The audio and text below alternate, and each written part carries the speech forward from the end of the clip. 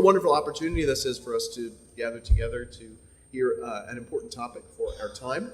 And this conference is sponsored not actually by Covenant Church, but by our presbytery's Home Missions Committee, so the church planning committee of our presbytery, the regional gathering of our churches together.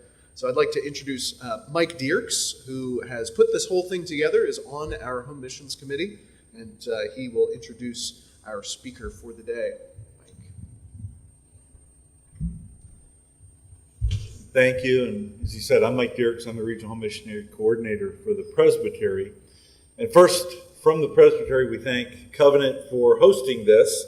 We appreciate them opening their doors and facilitating the conference. Just a couple of additional housekeeping plans, especially for those out there that are on Zoom, or I guess we're Facebook Living this. Text the 614-937-1018. This was in your email. That if you have any questions for Dr. Trueman, text those to me and I'll facilitate the questions. Also, at lunch break, we will be shutting off the feed and then turning it back on around 12:15. So know that the live feed will go off after the morning session is completed.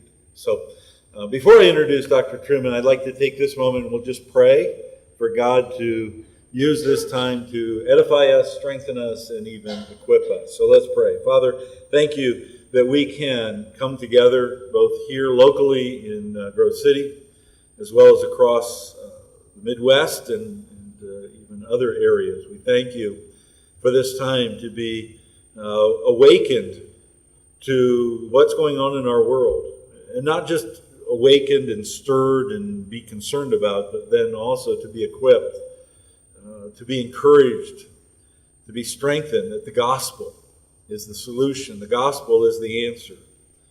And Father, we pray especially for Dr. Trueman that you would put your anointing spirit on him to strengthen him and give him the words to speak. And it's in Christ we pray. Amen. So Dr. Trueman is a professor here at Grove City College, teaches Bible and religious studies, earned his M.A. in classics in the University of Cambridge, has a Ph.D. in church history from the University of Aberdeen. He is a fellow at the Ethics and Public Policy Center in Washington, D.C., contributing editor at First Things and Touchstone, an opinion columnist for World Magazine. He's married, has 2 children and 1 grandchild, and I just learned he's actually been kicked off of Facebook one time, or YouTube one time, because of what he talks about. So this is like a legend in our midst. So welcome, Dr. Trueman. Thank you. It's a pleasure to be with you all today. I want to just give a brief sort of roadmap of the day and then dig into what I want to talk about this morning. But I'm going to give 2 lectures. The first this morning is really the historical lecture, reflecting on how certain aspects of modern culture have emerged over the last few hundred years. And I would say at the start that it's not going to be a polemic. There are plenty of polemics out there relative to the material that I'm going to be looking at. It's not my task to engage in polemics today so much as to engage in what I consider to be an explanation, adopt an explanatory approach rather than a polemical or evaluative approach. And then this afternoon I want to reflect in the second lecture on how the changing nature of the culture in which we find ourselves at this point might cause the church to reflect on how she responds to the particular issues that face us today. So this morning I want to talk really about how, well, if I were to summarize in a single question, the question is this: how did desire, specifically sexual desire, but how did desire come to be core to our identity? As I was having breakfast this morning, my wife and I were watching the news, and of course today is the big Pride Parade in Pittsburgh. And it's remarkable, it seems to me, how successful the LGBTQ movement has been in the last decade in really transforming the political and cultural landscape. And while there are differences between the constituent components of that coalition, I think at root they all share this in common, that desire plays a primary part in how the members of that coalition identify themselves. And I want to ask the question really this morning of how that came about. Now, one typical Christian way of approaching these kind of topics is of course, say, well, it's because of sin. It's because of sin that this, that, and the other happens. And that is true, I would say, but a relatively useless answer on one level. I have intermittently over the years taught historical method at various places where I've been, and I usually kick off my historical method course by asking the question, why did the Twin Towers fall down on 9/11? And then I suggest to the students that the answer is gravity. That is a correct answer. Strictly speaking, that is a correct answer to the question. It is also a completely useless answer to the question because it actually tells you nothing about what specifically happened that day. The point being, of course, that general explanations of specific phenomena are very limited in their usefulness. From a Christian perspective, human beings have always been in rebellion since the fall. That rebellion, though, has taken different forms. It has manifested itself in different ways. And I think it is useful to understand the specific ways in which rebellion manifests itself at particular points in time, because it helps us to engage that rebellion more constructively. And I would say particularly on these kind of issues, this is important. I've spent the last 18 months crisscrossing the country, giving lectures on this to churches and campuses, etc., etc. Maybe this will happen today, maybe it won't, but I think thus far, every time I've spoken on this subject anywhere, somebody has come up to me afterwards and said, this is the issue that's tearing my family apart. When I wrote my book on the subject, I had absolutely no idea as to how widespread the issue was. And I think it's important, particularly for parents, to understand how their children think and why they think the way they do, so they're actually able to engage them in an appropriate way. So what I want to do today is talk about the specifics. I'm going to take it as read, if you like, that the whole thing is human rebellion. And now I'm going to bracket that off and say, okay, so why does it look the way it does at this particular point in time? Well, I want to suggest that the LGBTQ movement is a specific manifestation of a broader phenomenon. And the broader phenomenon is this: the way we imagine ourselves to be. The LGBTQ movement is incredibly plausible in our world because it captures something of the way the world thinks at this particular point in time, which deeply resonates across the culture. It is, if you like, I would say, a function of the kind of selves we imagine ourselves to be. I'm using the word self there in a particular way. There is a common sense way we use the term self. I'm aware that I'm me and not Donald Trump or Joe Biden. I have a basic self-awareness of my individual identity. I trust that you all have the same. I'm aware that I'm not Professor Dutz, for example. We have very similar hairstyles these days, but we are actually different people. He's aware that he's not me, and I'm aware that I'm not him. We have knowledge of ourselves as different selves. But I want to use the term in a slightly deeper and more specific way here. When I talk about the self, what I mean is how we think about what makes us tick. What is it that makes us us? If you imagine yourself born in the Middle Ages, and I were to say to you, who are you and how do you tick? What is it that makes you tick? You would give me a set of answers relative to the environment in which you find yourself. My ancestors, my home county of Gloucestershire in the West Country, UK, probably my ancestors were peasant farmers. And if you picked on a particular ancestor in, let's say, the year 1300, he would almost certainly be the son of a peasant farmer and the grandson of a peasant farmer and the great-grandson of a peasant farmer. And his own children would be peasant farmers.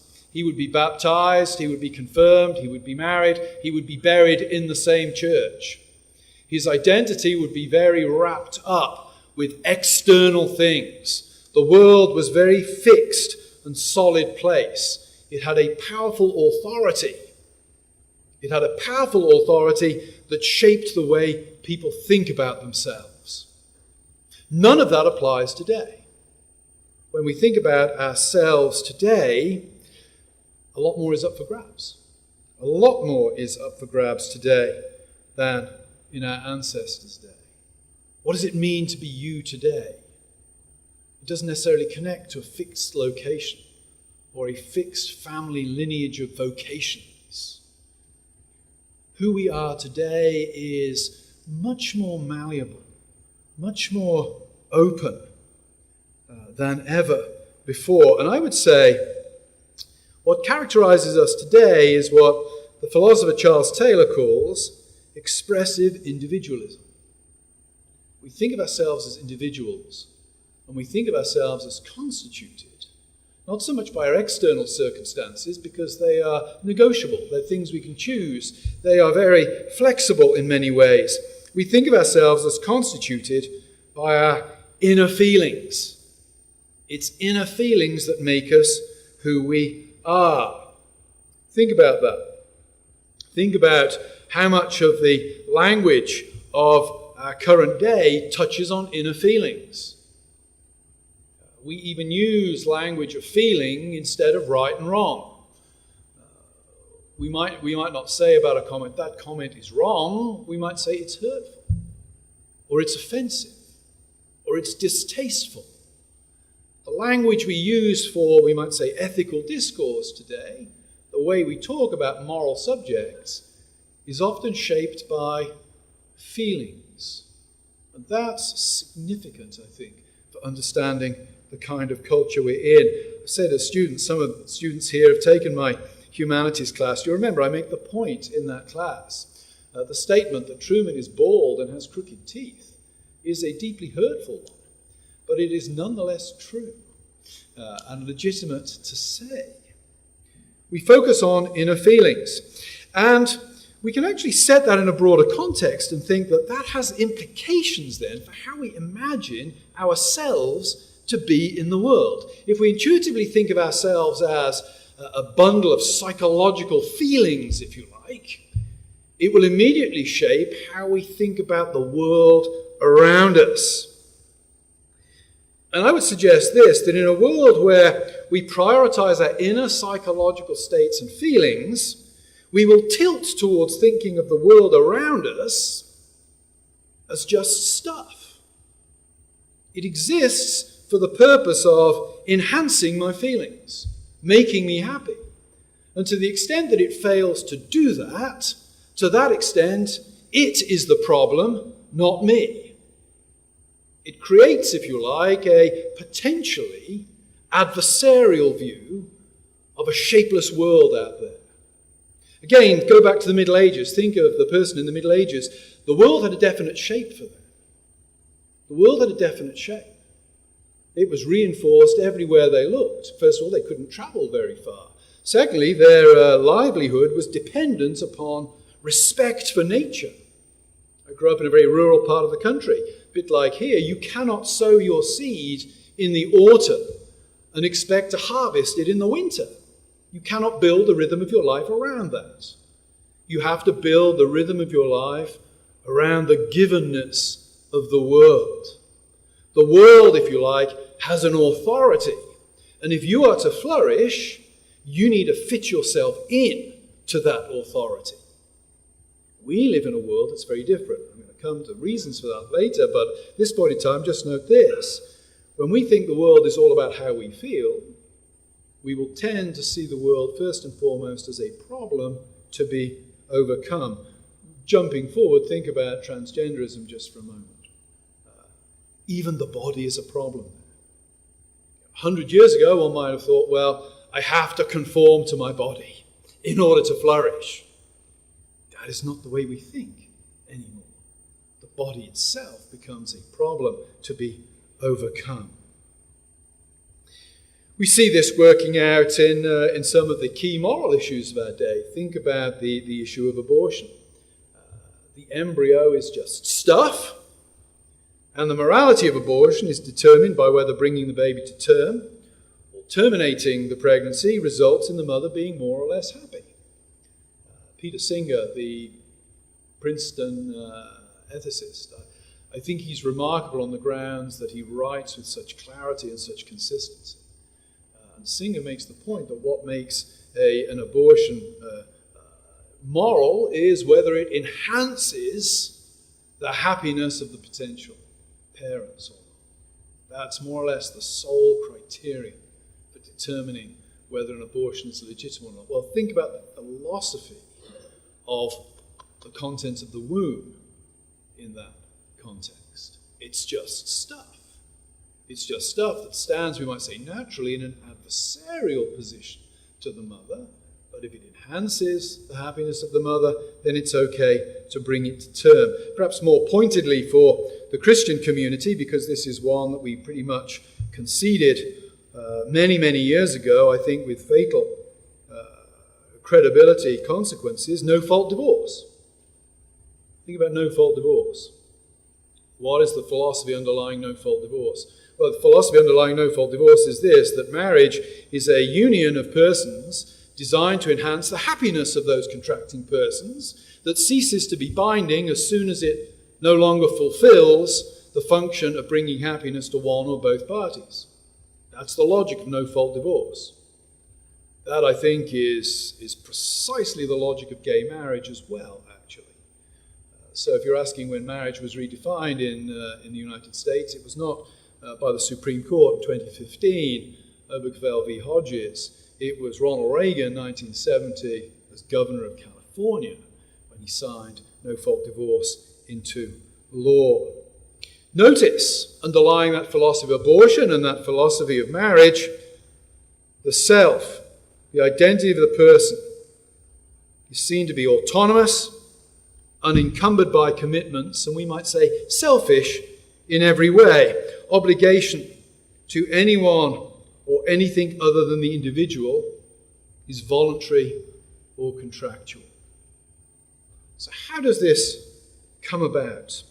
How has it come about that this view of the self as autonomous and governed by feelings come to be so plausible in modern society? Well, first of all, I want to just make the point that it is, ironically, an utterly implausible way of thinking about human beings. I say in class, again, my students will have heard me say this many times, just because an idea is self-evidently nonsensical does not mean that whole societies will not believe it and build their way of life upon it. Rousseau, Jean-Jacques Rousseau, 18th century Genevan philosopher, summarized in some ways the modern understanding of the self at the beginning of his great work, The Social Contract, where he said, man is born free and everywhere is in chains. Think about that. Man is born free and everywhere is in chains. I gave a version of this lecture a few weeks ago where my granddaughter, who was, I think, 6 weeks old at the time, happened to be in the audience. What on earth my son was inflicting me on his daughter in that form at such an early stage in her career. But I actually told him, she actually became my assistant that day. I told my son, stand up and hold up my granddaughter for everyone to see. And so he stood up and he held her high up in the air, and she sort of smiled at everybody. And I asked the question, is she free?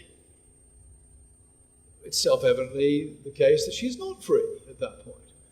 Had my son gone out and abandoned her on the streets of Lancaster that day, she would have been dead within 48 hours if nobody tried to help her. Man is not born free.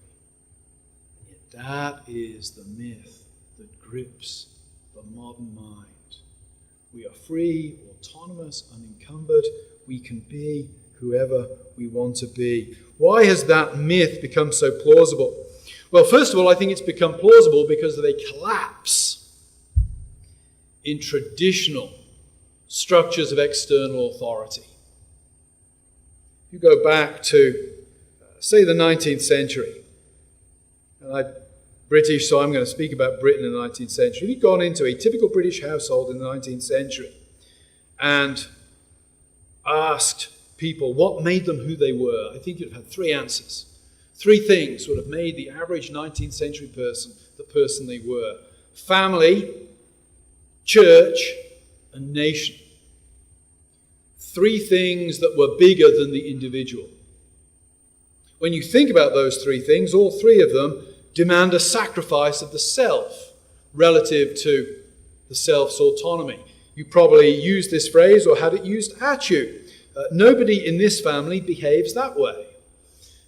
That is a denial of the autonomy of the child and an assertion that certain things, certain behaviors are required for membership of this particular group.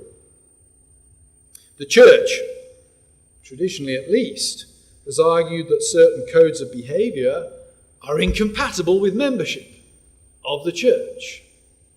It's very interesting seeing what's going on in the Catholic Church at the moment, the struggle over whether Nancy Pelosi can take communion or not. That debate is a great example of precisely the sort of thing I'm talking about. You're seeing there the clash of an understanding of an individual who is accountable to a bigger institution versus the view of the individual for whom that bigger institution is merely there to serve their convenience and their self-identity as and when they wish.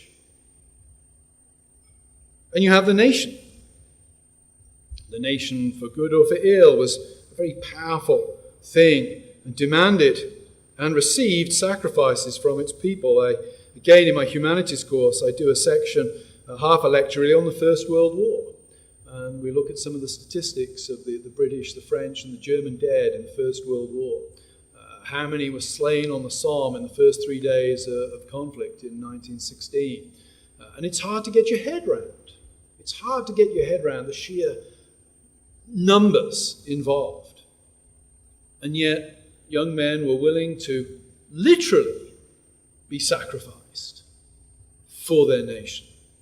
When my wife and I were first dating and got engaged, we were members of the Free Church of Scotland in Aberdeen, and one of the older gentlemen in the congregation, he's long dead now, he'd spent much of his life as a missionary, a Baptist missionary in Peru. But he and his wife got married, I think in August 1939.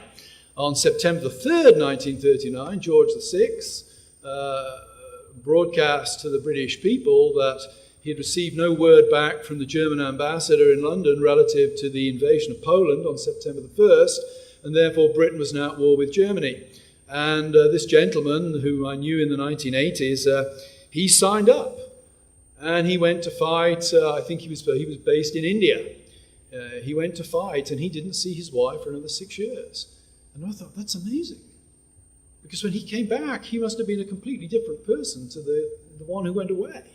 He'd been married to her for 6 or 8 weeks, and then he disappears to fight in a war for 6 years.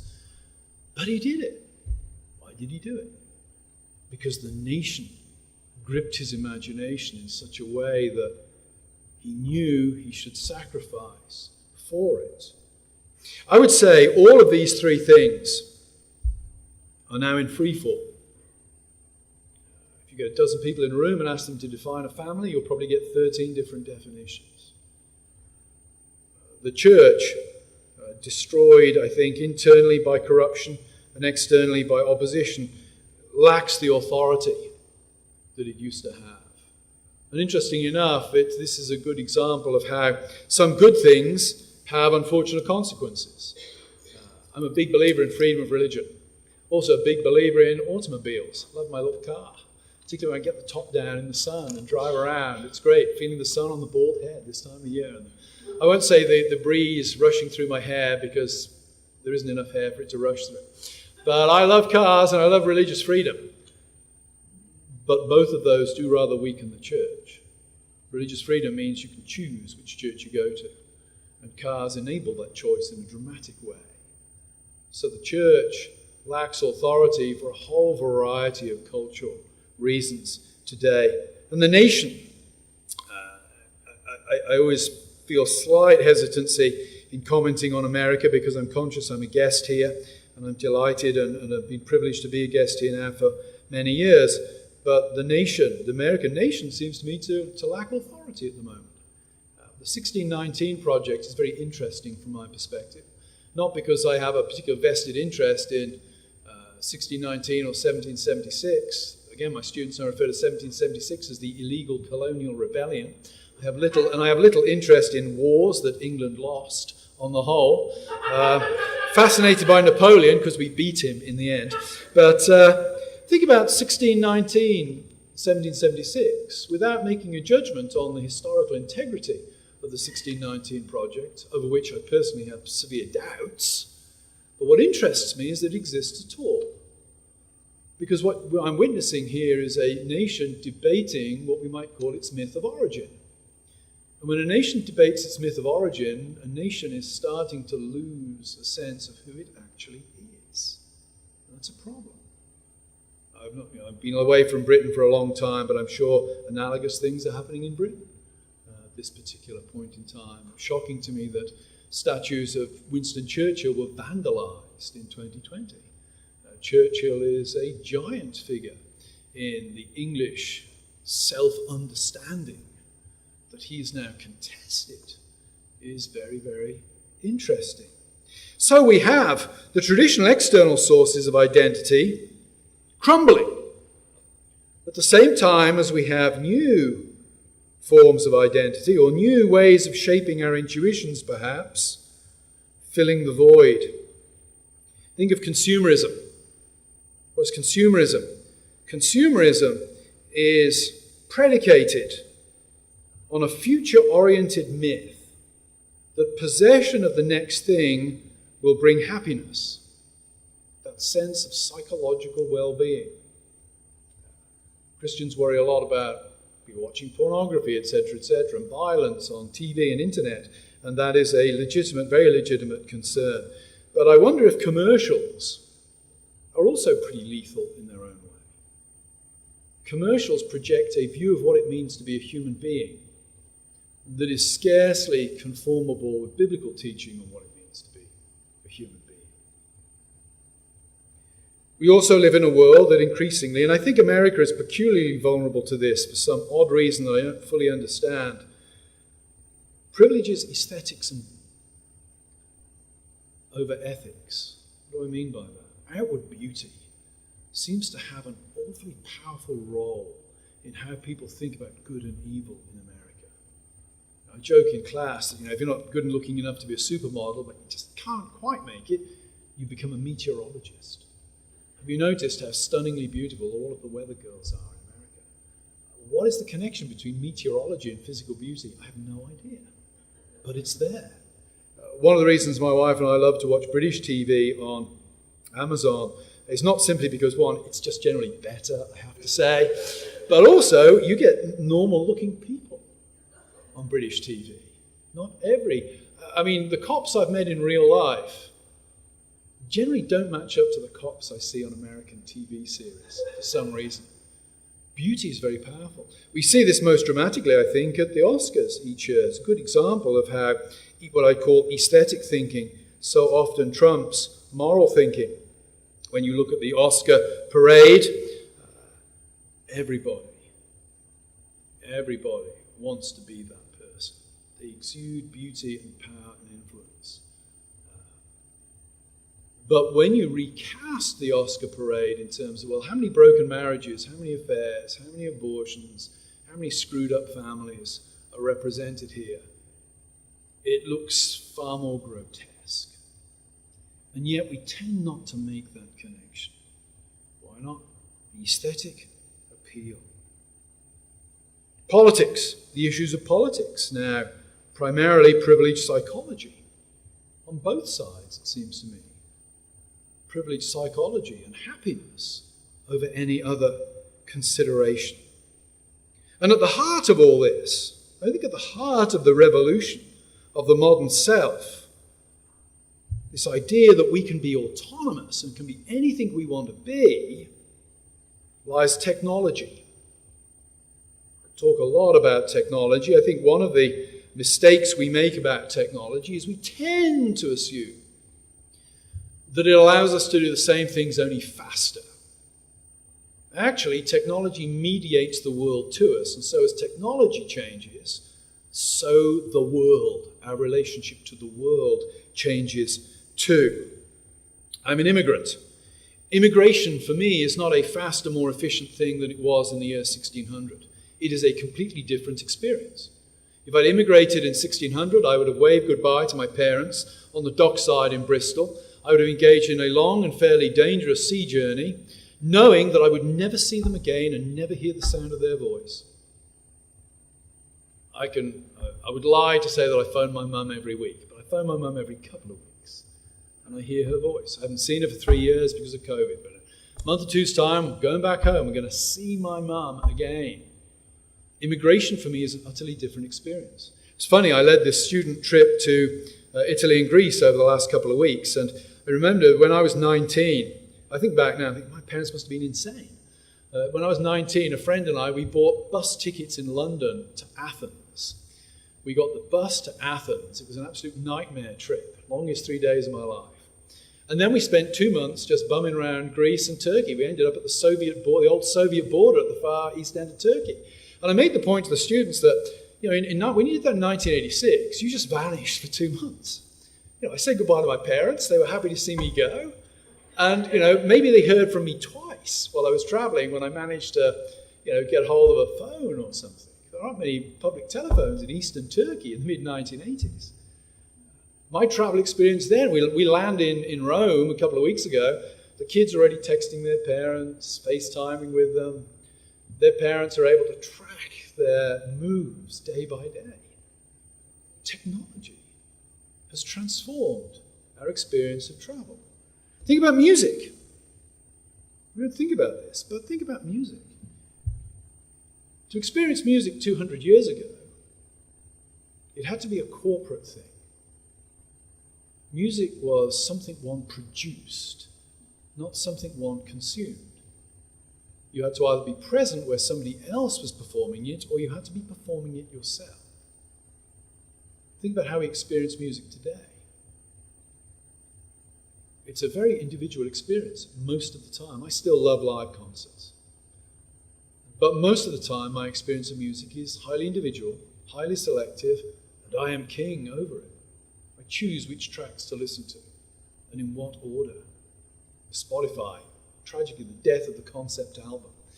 It's an awful thing. There will never be another Pink Floyd, because of Spotify.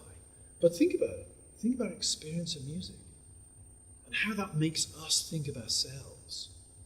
It reinforces this idea that I am sovereign. And then think about things like abortion and transgenderism. And I would suggest they stand on a kind of spectrum with these other things. Abortion is designed to allow individuals to get out from under their natural obligations and the natural consequences of their actions. Transgenderism allows the individual inside to escape the bonds of the physical body, the authority of the physical body. Autonomy. Autonomy is being pressed on us by technology. Michael Hanby, who teaches at the John Paul II Institute at Catholic University of America, you should look up his writings online. He's written some wonderful stuff on the impact of technology. Michael Hanby makes the point that the sexual revolution is only possible because of the technological revolution. Let's unpack that for a few moments. What does technology do? Well, technology reinforces that idea that the world is raw material that can be manipulated in any way I wish for my own pleasure and satisfaction. Technology also makes old-fashioned morality increasingly implausible. Think about sexual activity in the 19th century. You're a guy, you want to sleep with a girl, what do you got to do? Well, there are various things you've got to do. You've got to be clean for a start. You've got to have a job. You've got to be able to present yourself to her parents as a safe bet, because you're going to get her pregnant and then you're going to have a lifetime of obligation to her. There are all kinds of hoops that one has to jump through. In that kind of world, the Christian teaching that sex is to be between one man and one woman within the bonds of marriage as a lifetime bond is very plausible. Those two things are very plausible. Once you have easy access to abortion, once you have easy access to contraception, the traditional teaching becomes less plausible, less intuitively compelling than it once was. These things reshape the imagination. They reshape the imagination. One of the things I think that's interesting is that with the advent of the pill in the 1960s, one does not see a decrease in the number of abortions, one sees an increase in them, which is odd and counterintuitive, because you'd have thought, well, the pill sort of solves the problem. Well, yes, but what the pill also does is it reinforces in the imagination that pregnancy is an unfortunate consequence of sexual activity. It reshapes the imagination to think of pregnancy as a real problem,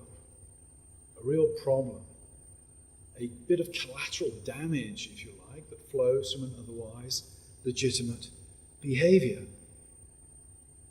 This, of course, points to the fact that morality is increasingly conceptualized in a very pragmatic way. Does it work?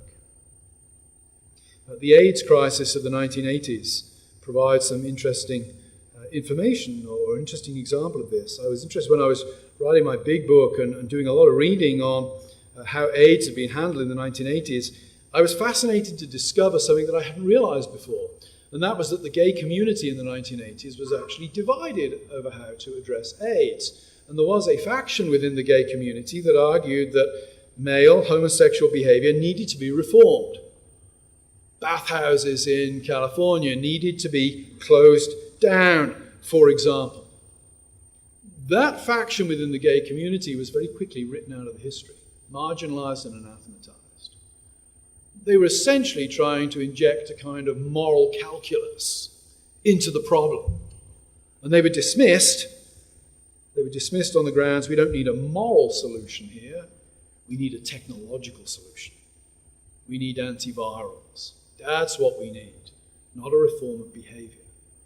Again, speaking of how morality has been reshaped in a pragmatic, technological, technical direction. I don't often quote the German philosopher Heidegger. In fact, I'm not going to quote him here. I'm going to paraphrase him. But Martin Heidegger, in his essay on technology, makes a very interesting comment about technology. He says this: the problem with technology is not that it will produce the capacity for the human race to destroy itself through nuclear weapons. The real danger in technology is that it will totally dehumanize us and detach us from what it means to be truly human. And I would suggest in an America where powerful forces are pressing for the bodily mutilation and hormonal destruction of prepubescent confused kids, is an America where we've been dehumanized. And that dehumanization has only been made possible by technology. What I want to suggest as I sort of draw this first set of thoughts to a conclusion is this. All of this is actually present in the biblical dynamics of the narrative of the fall in Genesis 3. I want to focus on Genesis 3, verse 6. When the woman saw that the tree was good for food, and that it was a delight to the eyes, and that the tree was to be desired to make one wise, she took of its fruit and ate. And she also gave some to her husband, who was with her, and he ate. I want to suggest that the fall is characterized there by three things. First of all, a focus on aesthetics. She sees and it's beautiful. The moral framework is collapsing under the force of the aesthetic impact of the fruit, one might say. She sees that it looks good, and therefore the specific instructions, the moral framework, are marginalized or made subservient to that. Secondly, her technical ability drives her conception of moral possibility. That she can reach out and take the fruit and eat it leads her to think that she should reach out and take the fruit and eat it. That's technology. That's the technological world we live in. That we can mess with hormones and mutilate bodies, to gerrymander them to feel and look like a member of the opposite sex, is mandate for us to do so. Thirdly, she sees a view of the created world as being there for her personal benefit. She takes. The language of taking is very significant, I think. And I want to suggest that what Eve does there is not simply an action. It's also a fundamental revision of her identity. Her desire and her action deny the moral shape of the universe. Eve has been created with a telos. Eve has been created for a particular purpose. That's who she is. In denying that purpose that is bigger than her, she changes her understanding of who she is at that point. I would say one of the big issues we face today is human beings, we have lost all sense of a larger purpose. Church does not provide it, family does not provide it, nation does not provide it anymore. We are left with our own personal happiness as the telos of our lives. And in that kind of context, the sort of sexual hedonism and the plasticity of identity that we witness all around in our world is almost bound to take hold. If there is no greater significance to the world, then living for the moment would seem to be the obvious move to make. Nietzsche makes this point in his book, The Gay Science, which, incidentally, for those of you not familiar with Nietzsche, gay there is nothing to do with the LGBTQ movement. It's just an early translation of what we might translate now as joyful, the joyful knowledge. Nietzsche challenges his readers there to think about how they live. He essentially asks the question, if life is meaningless, is it not worthwhile living? And his answer comes back, life is meaningless, so you need to make it worthwhile living. And how do you do that? You live for the moment. You live for the moment. And sexual hedonism would seem to me to be the most obvious candidate and the most easily accessible candidate for precisely that kind of life. Secondly, let me note the assertion of identity. First of all, her desire and action deny the moral shape of the universe. Eve decides what is right and wrong. There's a sense in which when she takes the fruit, she does become like God. She asserts herself as the arbiter of good and evil in her own universe. Secondly, her desire and her action assert her own sovereign freedom. As the medieval person could only flourish when they coordinated themselves with the fixed structure of the world in which they belong. So Eve can only truly flourish if she coordinates herself with the fixed structure of God's creation. But she decides she's not that kind of person. She asserts her own sovereign freedom. And thirdly, she becomes the one who is arbiter of good and evil. She becomes like God. That which is good is that which makes her feel good. That which is evil is that which prevents her from feeling good. Think of the way the serpent presents God in that account. Has God really said this? God, he just doesn't want you to have a good time. He's killjoy. And of course, this assertion of new identity immediately does what? Well, I would say it turns the world and all that is in it into an object and a potential problem. It is not insignificant, it seems to me, that Genesis 3 is followed by Genesis 4. And in Genesis 4 we have the first murder. Cain, blood relative of Abel, murders his brother because his brother has become what? A hindrance to his personal happiness, I think. Loss of the sense of the image turns others into objects. And that applies particularly to other human beings. All of this then leads, so now as I sort of draw things to a close, so how does this, all of this assertion of autonomy end up with the sexual revolution? Well, I want to suggest this. Sex is a very powerful thing in human experience. Somebody asked me recently, do they think that that sex was like race, and that the critical theories associated with sexuality would disappear if race ever disappeared? I said, well, no, because I think race is a social construct. A long story behind it, but race isn't real in the way that sexuality is real. You go back through history, it's fascinating that world literature is dominated by the erotic. Just 2 weeks ago, we were in Greece, and my wife and I were in Mycenae. And Mycenae, of course, the legendary home of Agamemnon, of the Iliad fame. What's the Iliad about? Well, the Iliad's just a grand soap opera, really, with heroic people, but it's a soap opera. One guy falls in love with another guy's wife, steals her and runs off with her. The other guy goes to try to get her back. We read it today and it still strikes a chord. Why? Because we have a sense of what that means. We're human beings. We understand the power of erotic desire. Maybe we've had friends who've shipwrecked their marriages in sort of mediocre versions of the Iliad. It still speaks to us because the erotic is powerful. So I would want to say, when we think about this emerging of this autonomous person, sexual desire is always going to be a big candidate for identity because it is so perennially powerful. Secondly, I think sexual desire is that which makes us feel most like God. What is the human act that is most godlike in its implications? It's sexual intercourse leading to pregnancy. New life is created.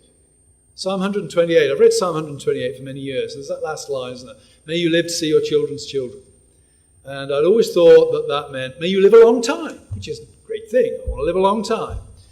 But then the first day I held my granddaughter, I realized, no, that verse means more than just, may you live a long time. Seeing the miracle of new life, created by new life that my wife and I had created, that's kind of mind-blowing. That gives you that's a whole new realm of blessing to me. I was chatting to my colleague Don when I got back to work the day after. I said, Don, it is an amazing blessing to hold a grandchild. I had no idea what it would be like. It's amazing. Think about it. The production of children, sex is connected to that which makes us most godlike. Most godlike. And I would say again, the Bible reinforces this for us. We can think of another passage in the Bible I think speaks powerfully of the power of sexual desire as a way of reshaping who we are. It comes, of course, in 2 Samuel chapter 11.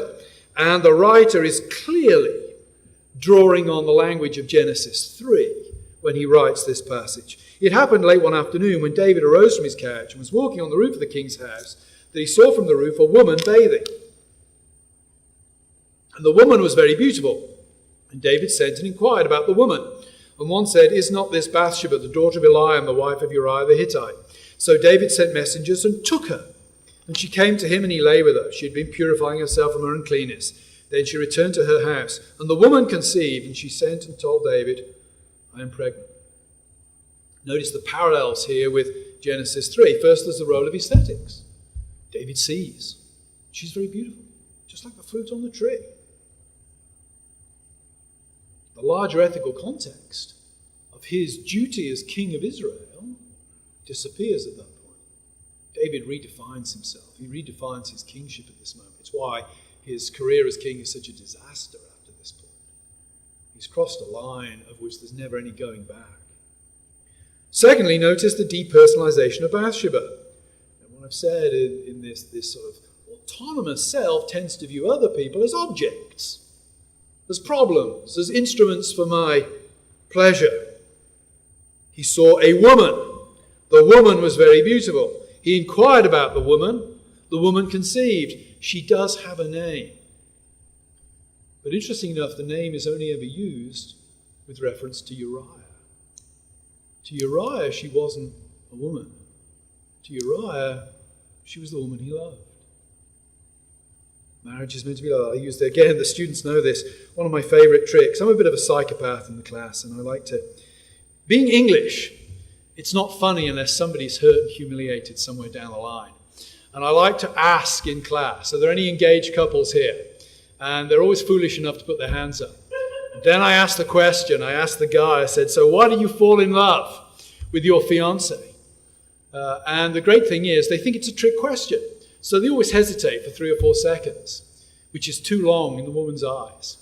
The answer should be like, bang, like that. And I say, just tell me she's beautiful, man. That will work, trust me.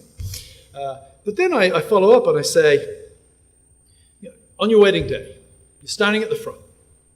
The groom's standing at the front. The bridesmaids have all come in. And then the music changes. And you know this is the moment that she has come through the door. And it's impossible at that point not to turn around. It's an absolutely instinctive response at every wedding I've been at that the groom has to turn around at that point because he wants to see what she looks like. And I say, imagine the scenario where you're engaged to Julia and you turn around as the music changes and there's this beautiful woman in a wedding dress at the other end of the aisle, but it's Alison. It's not Julia. You can make love to Alison, you can have children with her. She's a lovely person, you've known her since childhood, you certainly get along. Do you go through with the ceremony? And the answer is always no. Or at least that's been the answer so far. It'd be interesting to see if the answer was maybe. It would be interesting to see how the dynamic plays out. The answer is no. Why is the answer no? Because you're not marrying a woman. You're marrying a name. You're marrying the woman. And we sort of understand that in rather tragic circumstances. Sometimes you see on the news, don't you, these stories of a couple that get married and one of them is very seriously ill with cancer and dies sometimes within hours of the wedding ceremony, maybe within a couple of days. Nobody watching those news stories ever wonders, why did they bother? Nobody ever wonders that. We understand intuitively that what's gone on is yet significant, even though it ends so quickly. Because it's all about one name, one face marrying another name or a face. It's not about one body connecting with another body. David here depersonalizes Bathsheba. She becomes an object, an instrument for his use and happiness. As I say, the next time she's identified as Bathsheba is when she's talked about as the wife of Uriah, who's just been murdered. The point being made, the man to whom she was more than just a woman has been murdered by the man who treated her as just a woman. And Uriah, of course, is the supreme example. He represents a threat to David's happiness, and so has to be disposed of. There is no moral framework, David acknowledges, beyond that of getting rid of the problem that stands in his way. And notice, David took her. Eve took the fruit.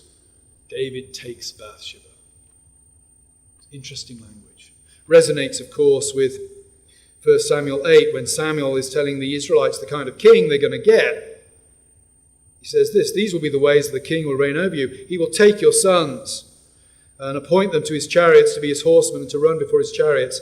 He will appoint for himself commanders of thousands, commanders of 50, some to plough his ground and reap his harvest, to make his implements of war and the equipment of his chariots. He will take your daughters to be perfumers and cooks. He will take the best of your fields and vineyards. He will take the tenth of your grain and your vineyards. He will take your male servants. He will take the tenth of your flocks. And in that day you will cry out because of your king, whom you have chosen for yourselves. It's interesting that we read that and we immediately have Saul's face appearing, because this is the stuff that Saul did. But it's interesting that suddenly in the story of David, the language of take enters the picture with Bathsheba. Nothing's ever the same for David in Israel again. David ceases to be king. He becomes the one defined by uncontrolled sexual desire. And I would say David, in some ways, in the Bathsheba incident, becomes the paradigm of modern man. Autonomous, amoral, defined by sexual desire. What are the consequences of this? Just briefly now, as I do finally wrap up. One thing to note is, if sexual codes are, as I've argued in this, fundamental to who we think we are, fundamental to our identity, then the changing of those codes is a profoundly significant moment in a culture. You can alter rates of income tax, and it may make some difference, but it doesn't fundamentally alter the nature of a culture. How you think about sex and sexual relations goes to the very heart of what you think it means to be a human being. So as we go through Pride Month at the moment, what we are seeing is not simply an expanding, we might say, of the cultural franchise within the West. We're seeing a fundamental transformation of what the West considers it to be a human being. And so I end with a question posed by the great Russian Orthodox theologian Sergei Bulgakov in the foreword to his great work of Christology, the Lamb of God, where he picks up on the imagery of Genesis 3 as he looks. Of course, he's looking at the world that is being torn apart by the Soviet Revolution of 1917, but I think it applies as much to us today. A question slithers, he says, like a serpent over the earth. Whose world is it? Is it the God-man's or the man-God's? Christ's or the Antichrist's? Well, I think the world has given its answer. It is the man-God's. The challenge for the church, by teaching, by its way of life and by its worship, is to show her people first and the world second, that it is the God-man's. That's what I want to do in the second lecture. We have maybe 10, 15 minutes for questions. Happy to take any questions you may have on anything I've said, or if you want me to expand further on anything I've said. Yes, Ben. Thank you very much. If I were a faithful Roman Catholic listening to your talk, I would probably say amen, and then I would say it sounds like a great argument against contraception. I wonder if you could speak to the nature of contraception. Oh, so you're kicking off with an easy question, I see. So, yeah. Yeah. Yeah. So, just some of your thoughts on that in the context of this question. I can't possibly answer that adequately in a couple of minutes, but I'm going to give some pointers to how I would answer it. First of all, I do think that sexual activity has more than one purpose. Procreation is one of them. I think that the unitive function, the uniting of two human beings, is another one. The question, I think, between Protestants and Catholics comes to rest on whether those two are separable or not. And I would argue that they are. I think that I would draw an analogy, say, with a meal. We eat to replace calorie deficit. That's definitely a purpose of eating, is to replace calorie deficit. But we eat for more than just to replace calorie deficit. It makes a difference if we sit at a table with friends. Last night we had friends round. There's something that constitutes, realizes a friendship involved in having a meal with somebody. And I would say sexual activity, yes, it fulfills the biological function of reproduction. We have to reproduce. But it does so much more than that. It marks off a unique friendship. It deepens a bond. The unitive function is very important on that front. And so I would say you have to allow for the unitive and the procreative, and I would say I think they're separable. I think they are separable. Catholic friends would disagree with me on that. But I see nothing in the Bible that says one can only engage in sexual activity with the purpose of reproduction. I don't see that. Having said that, I am of the opinion that many Protestants have not wrestled with the issue of contraception in the manner they should have done. We tend to wrestle with forms of contraception. Is it procuring an abortion, sort of simplistically, or not, rather than the concept as a whole? And I do think there are questions to be asked about how we use contraception. And I think there are serious questions to ask about couples who marry and can have children but do not desire to have children. There are couples, of course, who cannot have children, and and that can be a terrible heartache to them. But couples who marry with the intention of not having children, that strikes me as odd.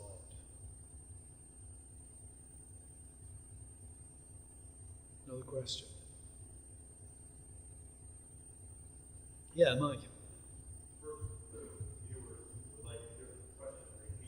Okay, sure. Sorry. As you look at the landscape, we see a lot of suicide and active shooter kids. Does that have a relationship to what you're talking about when we see ourselves and others? Yeah, the question is about the high rates of suicide, active shooting, etc., etc. I think that the simple answer is yes, there's a connection. The more complex answer is there are a whole host of things going on here. It interests me, for example, the high rates among young people of despair, anxiety. I've said this many times before. When I was at college in the 80s, I guess there was a counseling service at my university. Nobody told me about it. I never had any call to call upon it. I think the statistics now across the board, last time I looked at them, roughly 40% of undergraduates will seek some sort of psychological counseling while at college, either for themselves or on behalf of a friend. So the levels of anxiety among young people are catastrophic. And it really annoys me when people talk about snowflakes, because I do think the world for young people today is much more complicated than it was in my day. Simple example, use social media. When I was at school, I went to an all-boys school. I had maybe 5, 6, 7 guys that I hung around with. They were the only people whose opinion I needed. It mattered to me. I had 5 or 6 friends. I saw them every day. We had a good friendship. We fell out on occasion. But they were the only people I needed to feel secure about myself. My mum and dad stayed together all their lives. Whatever happened at school, I could go home and I knew that I was part of a family that loved me and affirmed me. Kids today on social media, wow, you have hundreds of these disembodied people who can say nasty things about you, cost-free. They'd probably never say them to your face. And yet it looms very large in the way that you think about the world. I feel real bad for young people growing up in that kind of environment. So I think social media plays a terrible toll. The evidence of that is somewhat anecdotal at the moment, but I expect it will become very solid in the next decade, the bad effects of social media. It's enough for me to know that many of the social media giants won't allow their own kids to use it, to know that something bad's going on there. Secondly, I think all human beings, again, this goes back to a drum I beat repeatedly in class at Grove. I think all human beings, as human beings, there are 2 things that mark us out. We intuitively feel free. We're not like animals in terms of, a beaver instinctively builds a dam. A human being chooses to build a bridge, chooses where to build it, or paints a picture, or writes a novel. And we do that freely and intentionally. But we also want to belong. We want other people to affirm us. We want other people to ascribe value to us. And I think the terms of freedom and belonging are getting incredibly complicated in the world in which we now find ourselves. I wrote my big book on the statement, how is it that the statement, I'm a woman trapped in a man's body, has come to make sense culturally within our culture? How is that going to make sense? I could have chosen another sentence that also intrigued me. It was more common in the UK than over here, but around about 2012, 2013, I think it was, the phrase, he pledged allegiance to ISIS online, came up repeatedly on the British news. And that struck me as a very interesting sentence, because typically it was being applied to young men in stable middle-class families in the southeast of England, whose parents were doctors and lawyers, etc., etc. These were not kids growing up in the hood. These were kids growing up with every material thing they could ever want. And yet somehow this imaginary community online called ISIS, of which they had no first-hand experience, grip their imaginations in a way that their families and their schools and their local, whatever organizations they had locally did not. That spoke to me of a generation rising that has nowhere to belong. And that makes me think, so I started off by saying the LGBTQ movement, hats off to it, it's been incredibly successful. Why has it been so successful? Probably various reasons, but one of them is it allows people to belong. It allows people to belong. It's a community. And we all want to belong. And if the traditional ways of belonging are very weak and pathetic and don't allow people to belong, we can expect other things to come in and fill that vacuum. So stepping aside what my personal opinions about the LGBTQ movement might be, so morally or whatever, I think it's a remarkably successful movement of belonging. And I think there's an awful lot we can learn from that. So I think that when you go back to shooters, suicide, etc., there's a real problem of belonging in our society. And if you were to say, what could you charitably say about the LGBTQ movement? I would say it's the wrong answer, but it's asking the right question. A question that many of us are not asking because we're assuming that the old ways of belonging are still in place and strong when they're not for young people. They've gone. And we need to think about how we address that problem. Another question.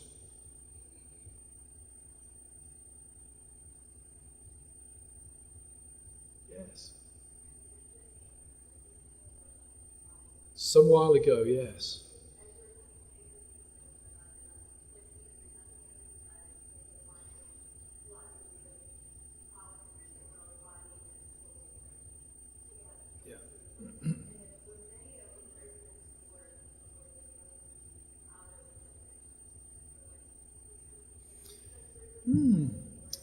I think there's something to that. I think often it's more intuitive. It's not that people are reading Plato. It's that technology is teaching us that our bodies are very malleable and we can manipulate them and use them in different ways and get away with it. Some of that's good.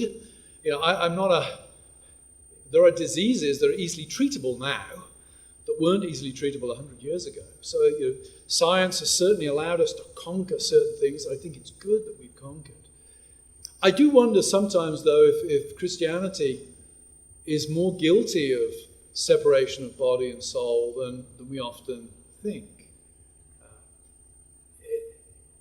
I think a lot of Christians tend to think of themselves first and foremost as soul and not body and soul.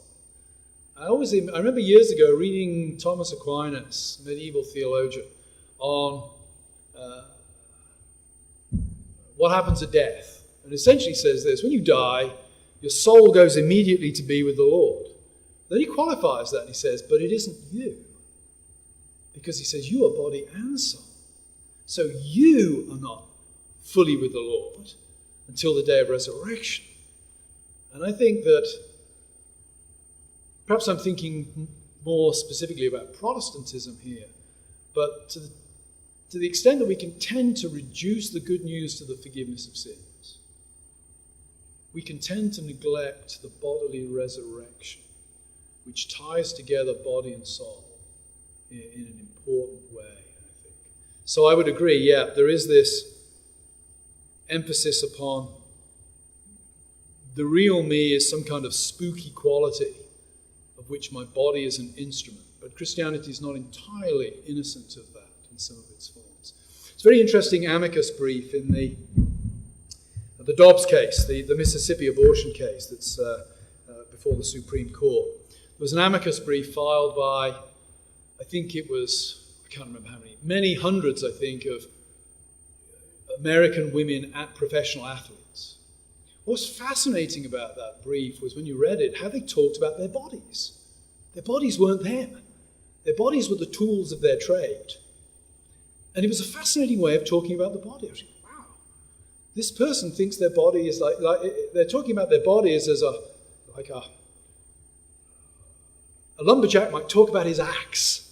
And I was like, no, you are your body. It's not that your body is a tool. It is you are your body. Then when you look at, say, Bruce Jenner / Caitlyn Jenner's interview with Diane Sawyer in 2015, It's fascinating the way he talks, that he talks about being trapped inside his body. And that may be, and I have to be careful here, I'm certainly not belittling that feeling. I don't want to say that this is not very real to him in that situation, but it is an interesting feeling to have, being trapped inside one's body. It requires you to be able to make a separation between one's body and one's self. So it's a fascinating way of talking. The idea that one wears one's body as one might wear a coat, or one inhabits one's body as one might inhabit a house. It's a very interesting way about thinking about what it means to be a human being, and with all kinds of rather disturbing consequences.